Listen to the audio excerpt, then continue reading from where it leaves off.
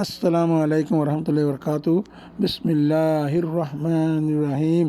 حضرات ابن عباس رضی اللہ عنہما روایت کرتے ہیں کہ رسول اللہ صلی اللہ علیہ وسلم نے ارشاد فرمایا، جو شخص پابندی سے استغفار کرتا رہتا ہے، اللہ تعالیٰ اس کے لیے ہر تنگی سے نکلنے کا راستہ بنا دیتے ہیں، ہر غم سے اسے نجات عطا فرماتے ہیں اور اسے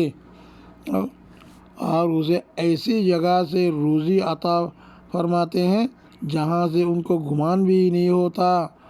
ابو داؤد۔ حضرات ابن عباس نے روایت رسول اللہ میں ارشاد فرمائی ہے، نیکی پابندی سے استغفار کرے اللہ تعالیٰ یہ بارے تنگی نیالائی دے، تنگی نلی والے راستہ بنائی دے، ہر پریشانی دے دور کری دے، جگاتی رزق دے جیتے بار گمانو جانا اس جگہ گمانو رضی اللہ عنہ۔ ابو داؤد۔ السلام علیکم ورحمۃ اللہ وبرکاتہ۔